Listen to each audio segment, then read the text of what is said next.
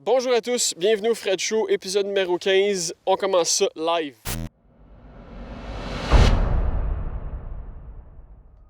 Pour commencer le show aujourd'hui, je vous parle d'une bonne nouvelle pour les gens qui ont des PME. Justin Trudeau a annoncé cette semaine que ces gens-là vont payer seulement 25% de leur loyer pour les mois d'avril, mai et juin. Donc c'est une très bonne nouvelle dans ce temps un peu désastreux.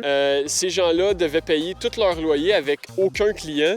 Donc là, ils baissent les loyers. Le gouvernement va couvrir 50% de ce loyer-là et les propriétaires d'immeubles vont couvrir l'autre pourcentage qui reste. Cette aide-là, c'est l'aide d'urgence du Canada pour le loyer commercial.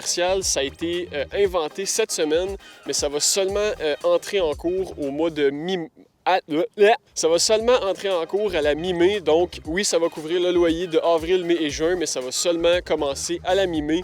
Donc si vous avez une PME, soyez patient, mais l'aide s'en vient.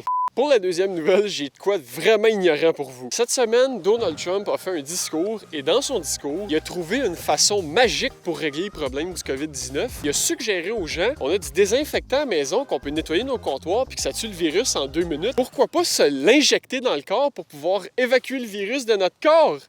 Ben oui, il a dit ça. Là, juste après, un médecin qui a fallu qu'il monte sur scène, qui dise aux gens, s'il vous plaît, écoutez pas ce qu'il vient de dire. Il y a des risques de mort si vous faites ça. C'est vraiment pas une bonne idée. On devrait plutôt attendre qu'il y ait un vaccin qui va être vraiment fait pour ça. T'sais. Plus tard cette semaine, l'ISOL ont aussi écrit sur leur site web, s'il vous plaît, écoutez pas ce que Donald Trump a dit. C'est complètement aberrant. Faudrait vraiment pas que personne fasse ça. Si vous m'écoutez à la maison, puis que vous avez une aiguille sur le bord du bras avec du Lysol dedans, arrêtez, faites-les pas, c'est pas une solution, puis c'est ça.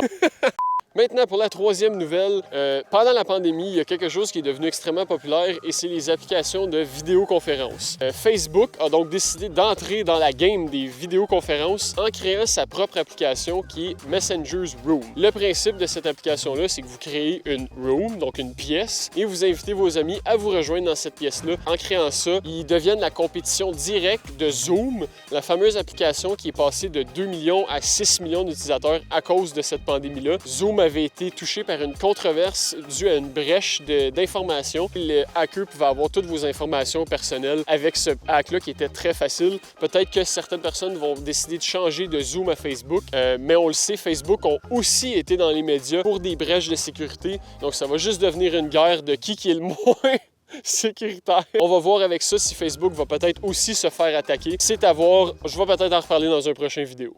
Pour continuer avec les brèches de sécurité, il y a une autre compagnie qui a été touchée cette semaine.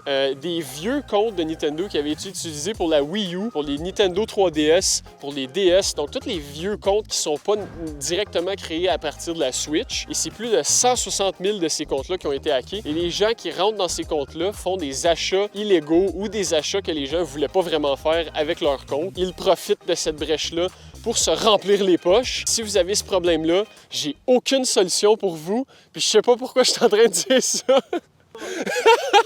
Pour finir le show, je vous parle d'une célébrité qui est nouvellement milliardaire et c'est Kanye West. Dans le magazine Forbes cette semaine, avec une fortune de 1,3 milliard de dollars. Cette fortune-là est due entre autres à sa marque de souliers avec Adidas, Yeezys et aussi grâce à sa musique. Il a sorti un album l'année passée. L'album a très bien fonctionné. Donc ça lui a permis d'escalader l'échelle jusqu'à milliardaire. Et donc voilà, c'est ça. C'était juste ça que je voulais vous dire. C'est tout pour aujourd'hui. J'espère que vous avez aimé. Likez la vidéo, abonnez-vous, restez hydratés, restez en dedans, mais pas trop. Sortez un peu dehors, ça va vous faire du bien, croyez-moi, pour votre santé mentale. Et sur ce, je vous dis à la prochaine fois. Salut!